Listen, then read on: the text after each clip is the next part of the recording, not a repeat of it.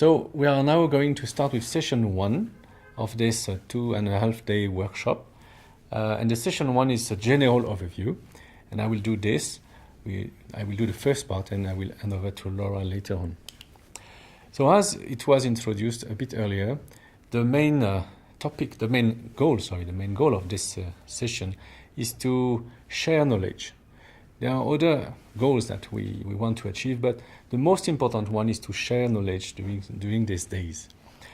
So we will review 4 points that are listed here.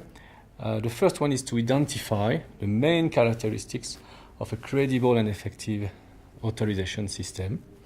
Then we will have a look at how we can overcome hurdles such as capacity problems that we all face at some points at regulators level and many levels actually.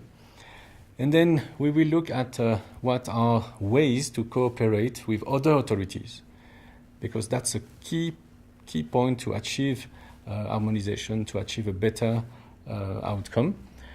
We will focus or take some example about mutual recognition and work sharing.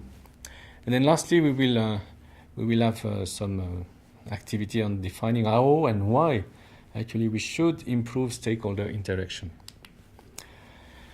So to start, I want to spend a few minutes about One Health concept. And you know this most probably.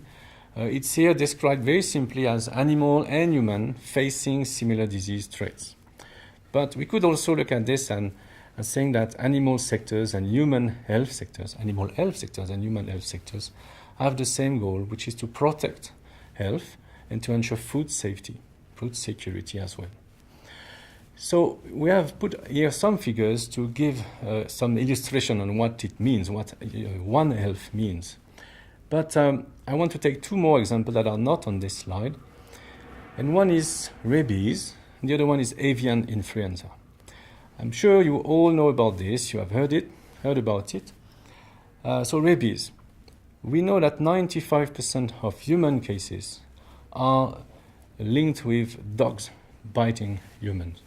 So it's very obvious that if we manage to control rabies at dog level, at animal level, we are doing a big step towards ensuring human health. So it's a very simple example that we are all sensitive to, illustrating, let's say, the One Health concept. Another example is avian influenza. And avian influenza, we heard about many outbreaks in the past years.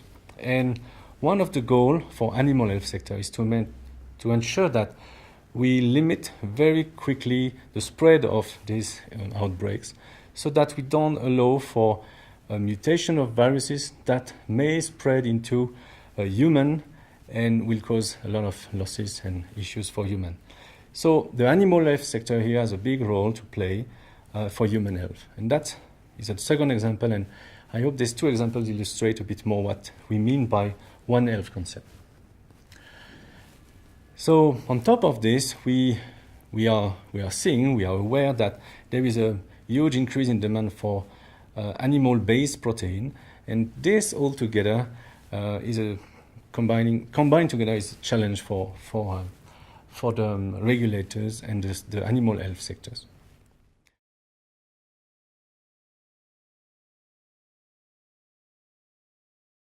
So I'm moving to the next slide, because all this being said, the One Health concept, human and animal health being linked, we have to recognize there are differences between the 2 sectors.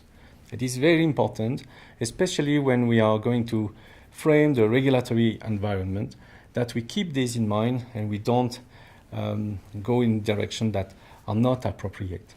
So the first difference for human and animal health sector is the market size. The market size is very different for human and animal health. And we can look at figures depending on where you take them from and which year.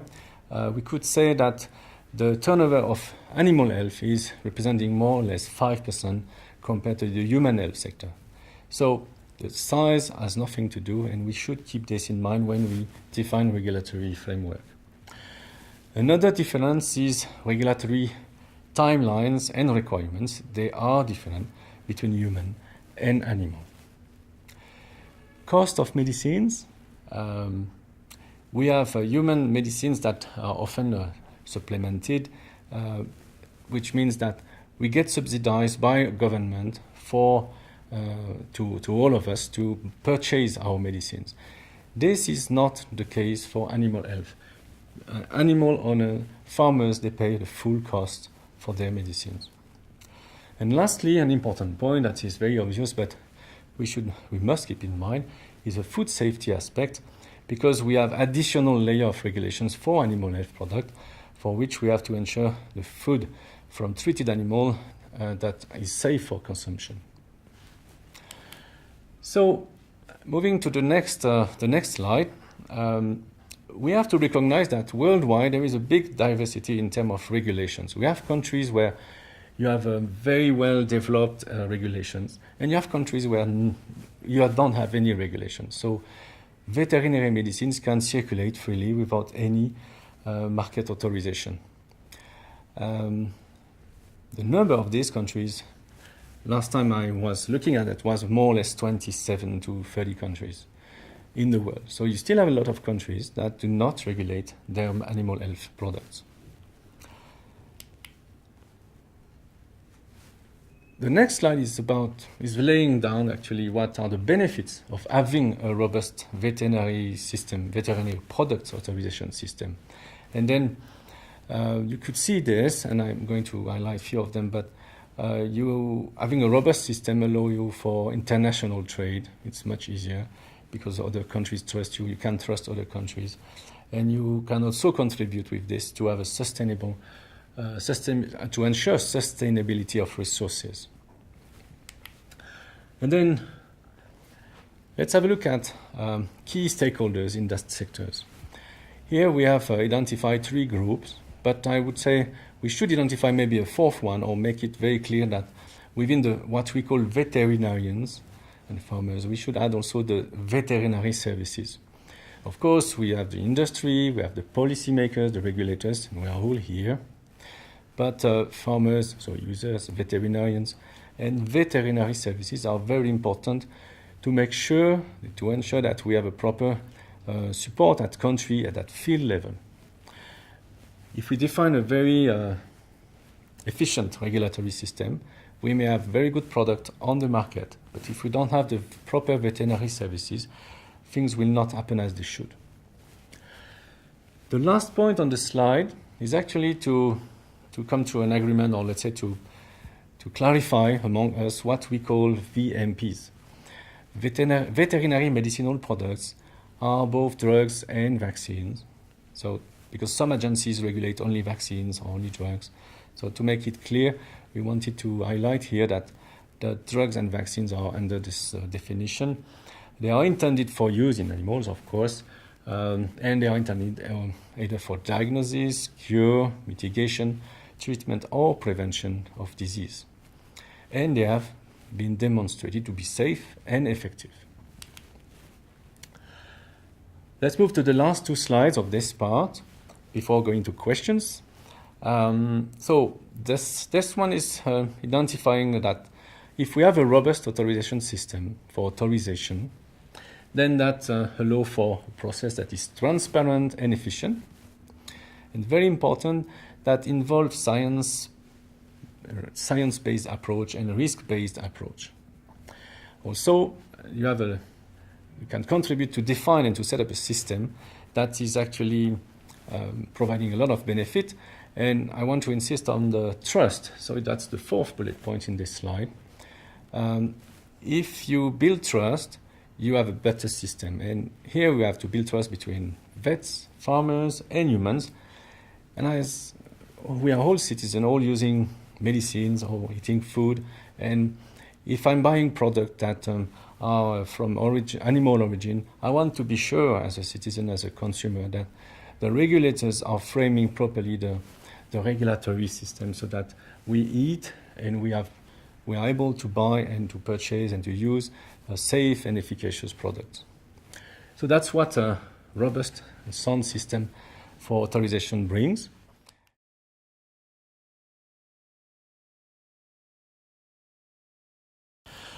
So lastly, We are looking here at key characteristics of a credible and effective and fair as well authorization system. So the programs, all these programs need a core set of scientific competencies, and that's a very important pillar.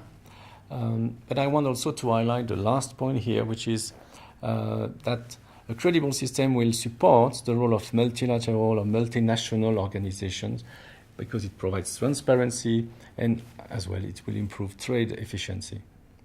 So with this, now we are now moving to the questions part, and I leave it to the next speaker.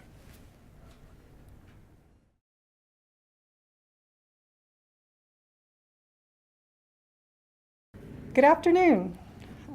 Thank you, Philippe, for that introductory presentation. And my name is Laura Huffman. I'm with the United States FDA, Center for Veterinary Medicine. I'm just going to jump in here where Philippe has left off. I want to start talking about how we can overcome hurdles in capacity or specialized expertise. As you all know, there are many international guidelines that are available as a resource that we use and you already probably are using. The VICH, the OIE, the Codex Alimentarius, PIC-S. But something that we don't use quite as often and really is underutilized is the partnerships that are available. These partnerships in our country or with other regulatory bodies in other countries can facilitate the exchange of ideas during the authorization process. These partnerships really should work within the framework of a memorandum of understanding. This MOU can be used to establish what our expectations are, what our limitations, our time frames, and also as part of the MOU, you can use confidentiality agreements to protect the information that's exchanged.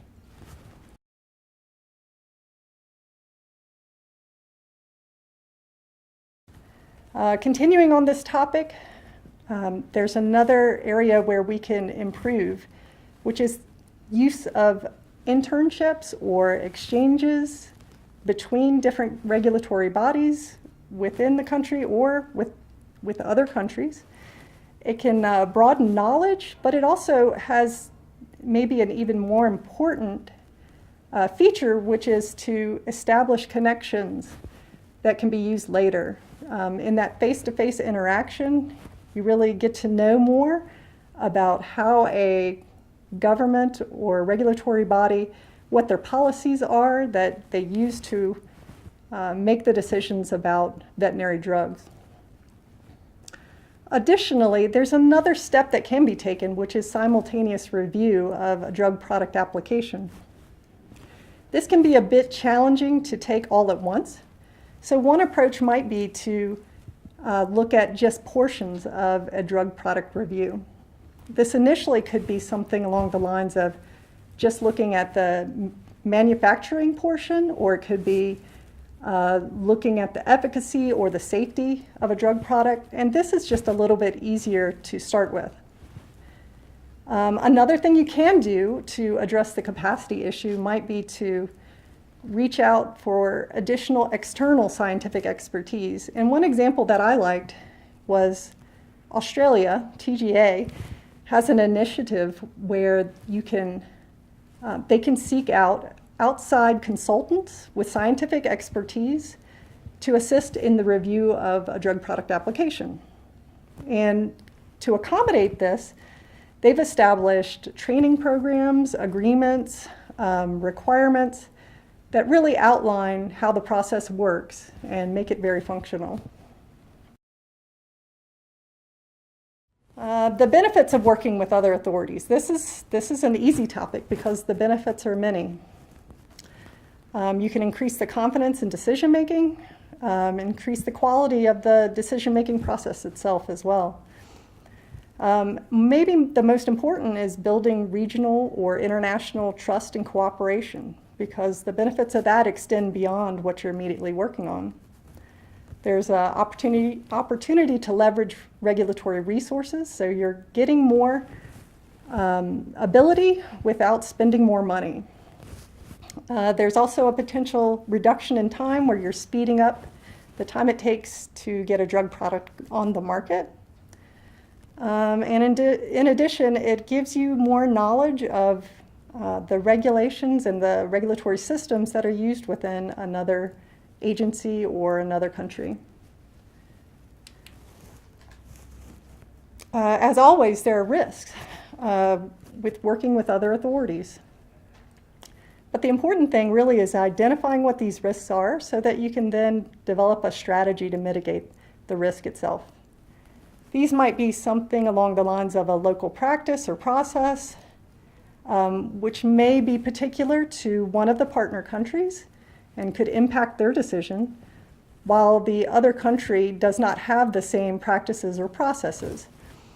For instance, there could be geographic distribution differences between the countries as far as the way the illnesses are presented, or there could be differences in the food use of animals between countries. The outside regulatory organization's process may not be aligned. There could be different laws that govern this. There also is a risk of compromising information if you do not have the confidentiality agreement in place. And maybe one of the most important is concern over transparency, because it's important that you still maintain a clear decision and document this decision on whether a drug product should be approved or whether it should not be approved. Of course, there are logistical issues such as computer compatibility or language or culture or even time differences, but these can all be addressed once they're identified.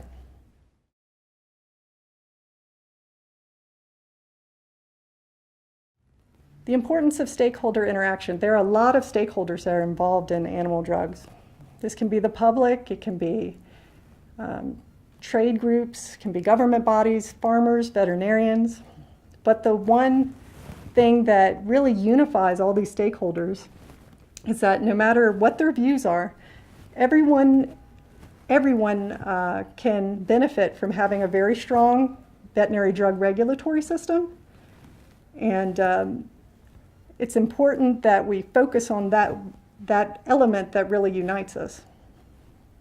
Some potential benefits are, as I mentioned previously, an improved review time and an improved quality of the product.